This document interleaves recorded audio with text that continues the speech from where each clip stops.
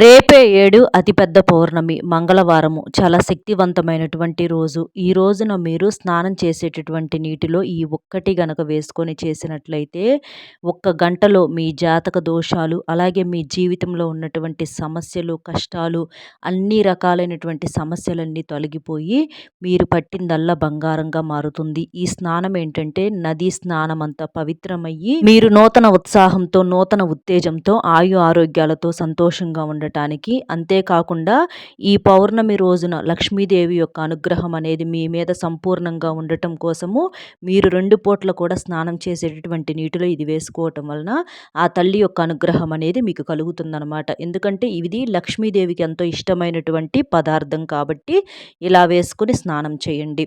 ఇది ఏంటి అనేది వీడియో మీరు పూర్తిగా స్కిప్ చేయకుండా చూసినప్పుడే మీకు అంతా అర్థమవుతుంది. అలా విని వీడియోకి ఒక లైక్ ఇచ్చి సపోర్ట్ చేయండి. రేపు మనకి 7వ తారీఖు ఏంటంటే పౌర్ణమి అనేది రాబోతుందండి. ఈ పౌర్ణమి మనకి కొన్ని వందల సంవత్సరాల తర్వాత వస్తుంది. దీన్నేంటంటే కోజాగరి పౌర్ణమి అంటారు. అలాగే ఆశ్వయుజ పౌర్ణమి అంటారు. మనకి ఈ ఆశ్వయుజ మాసంలో దసరా అయిపోయిన తర్వాత వచ్చేటటువంటి పౌర్ణమి కాబట్టి ఇది మనకి చాలా పవర్ఫుల్గా వస్తుంది. ఈ పౌర్ణమి రోజున ఏంటంటే చక్కగా స్నానం చేసే నీటిలో ఇది వేసుకొని చేసేసి మీరింట్లో లక్ష్మీదేవి ముందల దీపం వెలిగించడం వలన ఆ లక్ష్మీదేవి యొక్క అనుగ్రహం అనేది మీకు ఉండి, మీకు ఆర్థిక పరమైనటువంటి సమస్యలు, అప్పుల సమస్యలు, అలాగే మీరు పడేటటువంటి కష్టాలు, బాధలు అన్నీ కూడా పూర్తిగా తొలగిపోతాయి. ఎందుకంటే పౌర్ణమి రోజున చేసే పరిహారాలకు పవర్ అనేది చాలా ఎక్కువగా ఉంటుందన్నమాట. ఈ రోజున చేసే పూజలు అవ్వచ్చు, లేదా పరిహారాలు అవ్వచ్చు, వెంటనే మనకు ఫలితాన్ని కొన్ని క్షణాల్లోనే ఇస్తాయి. కాబట్టి ఇలాంటి రోజు కోసం ఏంటంటే పెద్ద పెద్ద ఋషులు అవ్వచ్చు, మునులు, మహానుభావులు, మనకి వెనకటి రోజుల్లో మన పెద్దవారు కూడా వారికి ఉన్నటువంటి మొండి సమస్యల నుంచి కూడా ఇలాంటి తిథుల్లో ఇలాంటి చిన్న చిన్న నియమాలు ఆచరించి బయటపడుతూ ఉండేవాళ్ళనమాట.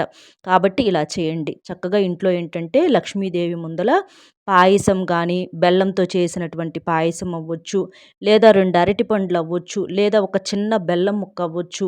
ఇలా ఆ తల్లి ముందల పుష్పాలతో అలంకరణ చేసేసి ఆవు నేతితో దీపం వెలిగించి ఇట్లా ఈ నియమాన్ని అనేది ఆచరించండి. రేపు సూర్యోదయానికి ముందుగానే లేచి ఇంటిని వాకిలిని శుభ్రం చేసుకోండి. మనకు మంగళవారంతో కూడా రావటం వలన మనకున్నటువంటి చెడుని తీసేసుకోవటానికి కూడా ఈ పౌర్ణమి అనేది చాలా శక్తివంతంగా పనిచేస్తుంది.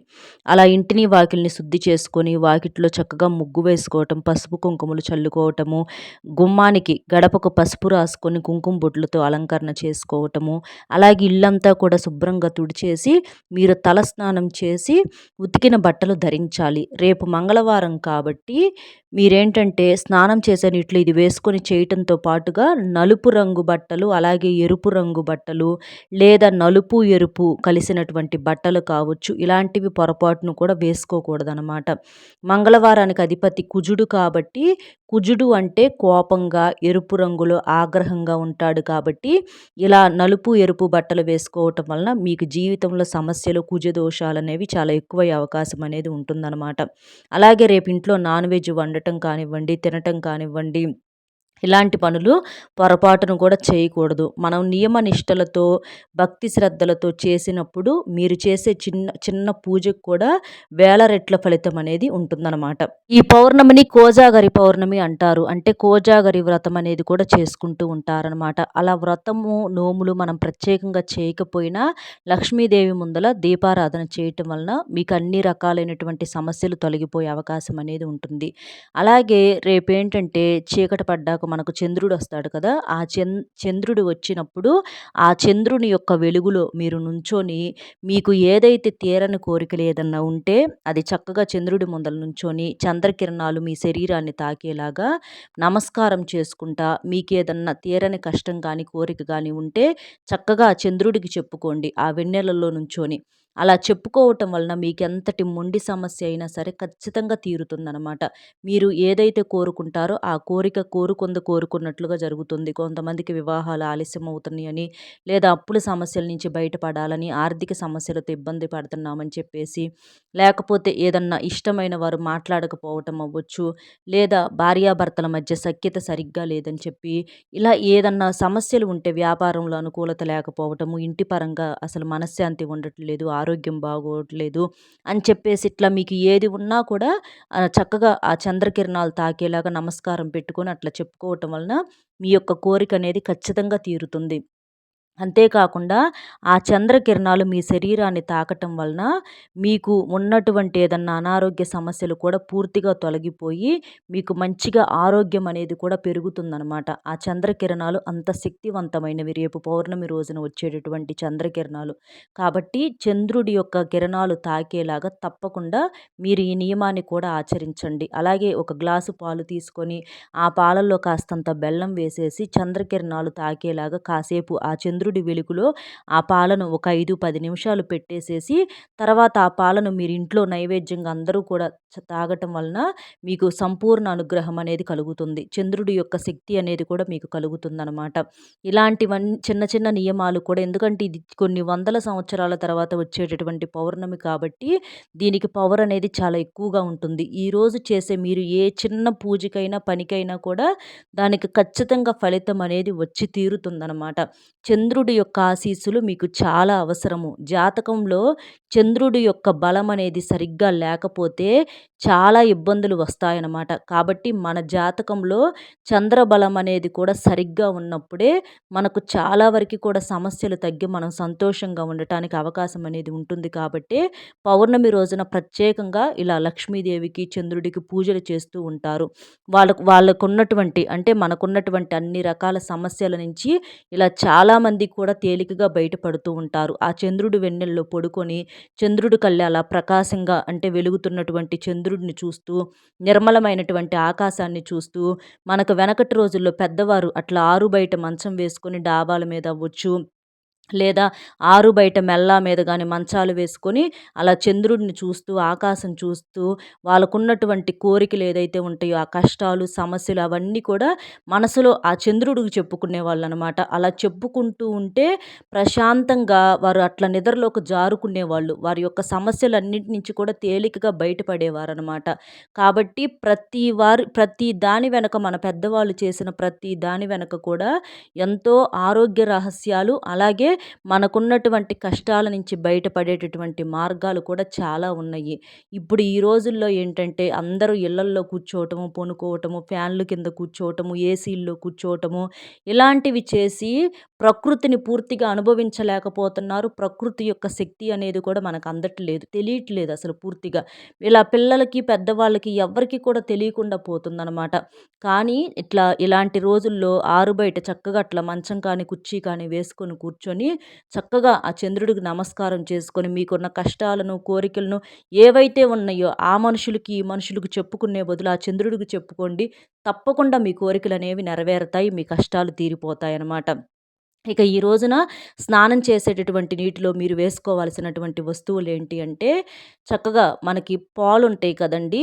పాలొచ్చేటప్పటికి ఒక స్పూను కానీ, 2 స్పూన్లు గానీ పాల చుక్కలు లేదా తులసి ఆకులు ఒక 5, 6 తులసి ఆకులు కానివ్వండి, లేదా ఒక చిటికెడు పసుపు కానివ్వండి, లేదా మనకు గులాబీ రెమ్మలుంటాయి కదా! ఆ గులాబీ రెమ్మలు చక్కగా అట్లా రెమ్మలనేవి ఒలిచేసేసుకొని వాటిని ఇట్లా స్నానం చేసేటటువంటి నీటిలో కలుపుకొని ఇట్లా మీరు స్నానం చేయొచ్చనమాట.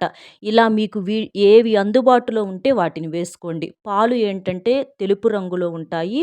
పాలంటే లక్ష్మీదేవికి ఎంతో ఇష్టమైనటువంటి పదార్థం కాబట్టి అలా పాలను స్నానం చేసే నీళ్ళల్లో కలుపుకొని వేసుకోవటం వలన మీకు ఆ తల్లి యొక్క అనుగ్రహం కలుగుతుంది. తులసీ దళాలంటే విష్ణుమూర్తికి చాలా ఇష్టం. విష్ణుమూర్తి, లక్ష్మీదేవి భార్యాభర్తలు కాబట్టి విష్ణుమూర్తికి ఇష్టమైనటువంటి ఏ వస్తువైనా లక్ష్మీదేవికి ఇష్టం కాబట్టి తులసీ దళాలు వేసుకోవటం వల్ల మీకు పుణ్యం కలుగుతుంది.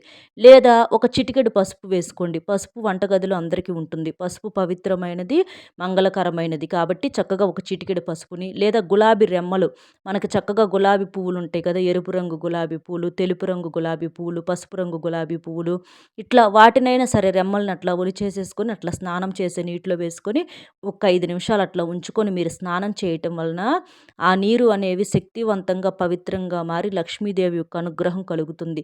ఇవన్నీ కూడా లక్ష్మీదేవికి ఎంతో ఇష్టమైనటువంటి వస్తువులు. ఈ స్నానం ఏంటంటే మీ జాతకంలో ఉన్నటువంటి దోషాలన్నింటినీ కూడా తొలగించి మీకు మంచి ఆరోగ్యంతో పాటు ఆయుష్‌ను కూడా పెంచుతుంది. నదీ స్నానం అంత పుణ్యం వస్తుందనమాట. అలా చేసేసిన తర్వాత మీరేంటంటే ఉతికిన బట్టలు ధరించాలి. ఇందాక చెప్పుకున్నట్లుగా ఎరుపు, నలుపు రంగు బట్టలు తప్ప ఇక పసుపు, ఆకుపచ్చ, పింక్ కలరు ఇట్లా మీ ఇష్టాన్ని బట్టి ఏ రంగు బట్టలైనా మీరు ధరించవచ్చు. కానీ ఎరుపు, నలుపు మాత్రం ధరించవద్దు. ప్రత్యేకంగా మంగళవారం వచ్చింది కాబట్టి ఇక్కడ మనం ఎరుపును కూడా వద్దని చెప్పటం అనేది జరుగుతుందనమాట. మగవారైనా అంతేనండి. అలాగే పంజాబీ డ్రెస్సులు పిల్లలు చుడీదార్స్ వేసుకుంటారు కదా! అవైనా సరే ఇట్లా ఏదైనా సరే ఎవరైనా బట్టల విషయంలో ఇలాంటి నియమాలు కూడా మీరు తప్పనిసరిగా ఆచరించాలి. అలాగే నాన్ వెజ్ అనేది బయట కానీ, ఇంట్లో కానీ ఎట్టి పరిస్థితుల్లో వండటం, తినటం చేయకూడదు. తలకు నూనె రాసుకోకూడదు. గోళ్ళు కత్తిరించుకోకూడదు. జుట్టు విరబోసుకోకూడదు. మనం చెప్పినటువంటి నియమాలను ఆచరిస్తూ చక్కగా మీరు స్నానం చేసే నీటిలో ఇవి వేసుకొని స్నానం చేసేసి విష్ణుమూర్తి, లక్ష్మీదేవి పటం ముందల ఆవు నేతితో దీపం వెలిగించండి. ఆ తల్లికి ఇష్టమైనటువంటి నైవేద్యాన్ని అంటే బెల్లంతో చేసినటువంటి పాయసం అవ్వచ్చు, లేకపోతే ఒక చిన్న బెల్లం ముక్కైనా, 2 అరటి పండ్లైనా, 2 ఖర్జూరాలైనా, ఏదైనా స్వీట్ ఏదన్నా ఉంటే అలాగైనా పెట్టేసేయటం వలన ఆ తల్లి యొక్క సంపూర్ణ అనుగ్రహం మీ మీద, మీ కుటుంబం మీద ఉండి మీకు జీవితంలో ధనానికి గానీ, లేదా ఏదన్నా సమస్యలు ఇలాంటివన్నీ కూడా పూర్తిగా తొలగిపోతాయి. ధనాకర్షణ అనేది బాగా పెరుగుతుంది. వ్యాపారంలో బాగా కలిసి వస్తుంది. ఉద్యోగంలో మంచిగా ప్రమోషన్స్ వస్తాయి. వివాహం కాని వారికి మంచి వివాహ యోగం అనేది ఉంటుంది. సంతానం లేని వారికి సంతానం కలగటము, ఆరోగ్యం అనేది చక్కగా మెరుగుపడటం అవ్వచ్చు, మానసిక ప్రశాంతత అవ్వచ్చు. ఇలాంటివన్నీ కూడా కలుగుతాయి. కాబట్టి తప్పకుండా మీరు ఈ పౌర్ణమి రోజున స్నానం చేసేటటువంటి నీటిలో ఇట్లా మీకు ఏవి అందుబాటులో ఉంటే అవి మనం చెప్పిన వాటిట్లో వేసుకొని స్నానం చేసి చక్కగా ఆ తల్లి యొక్క కటాక్షాన్ని పొందండి. స్నానం చేసే నీటిలో అనంగానే ఆడవారే వేసుకోవాలి అని చెప్పేసి కొంతమంది అనుకుంటూ ఉంటారు. ఆడవారు, మగవారు ఇద్దరూ వేసుకోవచ్చండి. ఆడ, మగ అనేటటువంటి తేడా అనేది ఏదీ ఉండదు. దైవానికి ఆడవారైనా, మగవారైనా అందరూ కూడా ఒకటేననమాట. మగవారు వేసుకోవటం వలన ఇందులో ఇది ఇబ్బంది, పొరపాటు, తప్పైతే ఏమీ లేదు. ఇవన్నీ కూడా మనకు ప్రకృతికి సంబంధించినటువంటి వస్తువులు కాబట్టి ప్రతి మనిషి కూడా మనిషే. ప్రతి మనిషిది కూడా ప్రాణమే కాబట్టి అందరికీ మనశ్శాంతి కావాలి, అందరూ సంతోషంగా ఉండాలి కాబట్టి ఆడ, మగ, పిల్లలు, పెద్దవాళ్ళు అనే తేడా లేకుండా ఇవన్నీ ఖర్చు లేనివే కాబట్టి మీరు స్నానం చేసేటప్పుడు 2 పూటలు కూడా ఇవి వేసుకొని చేయండి. వీటికి మనకు ఖర్చేమీ ఉండదు. ఇవన్నీ కూడా మనకు అందుబాటులో దొరికేటటువంటి వస్తువులే కాబట్టి వీటిట్లో ఏదో ఒకటి వేసుకొని చేయండి. అర్థమైంది కదండీ ఏం చేయాలి ఏంటి అనేది. మన వీడియో నచ్చితే ఒక చిన్న లైక్ ఇచ్చి సపోర్ట్ చేయండి. మీరు లైక్ చేయటం వలన వీడియో మరికొంతమందికి చేరి వారు కూడా ఉపయోగించుకునే అవకాశం అనేది ఉంటుంది. అలాగే లైక్ చేసినప్పుడు కామెంట్స్ దగ్గర హైప్ వస్తుంది. అక్కడ క్లిక్ చేస్తే మీ యొక్క పాయింట్స్ కూడా యాడ్ చేయొచ్చు. అలాగే మీకు తెలిసిన ఫ్రెండ్స్కి కూడా షేర్ చేస్తే హెల్ప్ అవుతుంది. మొట్టమొదటిసారిగా మన ఛానల్ చూస్తుంటే సబ్స్క్రైబ్ చేసుకొని పక్కనే ఉన్నటువంటి ఆల్ అనే బెల్ని క్లిక్ చేస్తే నేను పెట్టే ప్రతి వీడియో కూడా ముందుగా మీకు నోటిఫికేషన్ రూపంలో చేరుతుంది. కాబట్టి ఒక్క లైక్ ఇచ్చి సపోర్ట్ చేస్తారని చెప్పి మనస్ఫూర్తిగా కోరుకుంటూ కామెంట్ బాక్స్లో ఓం శ్రీ ధనలక్ష్మియే నమః అనే కామెంటింగ్ చేయటం వలన ఆ తల్లి యొక్క అనుగ్రహంతో మీకు అష్టైశ్వర్యాలతోటి ఆయు ఆరోగ్యాలతోటి సంతోషంగా ఉంటారు. మరొక మంచి విశేషంతో మళ్ళీ కలుద్దామండి. సర్వేజన సుఖినో భవంతు. నమస్కారం.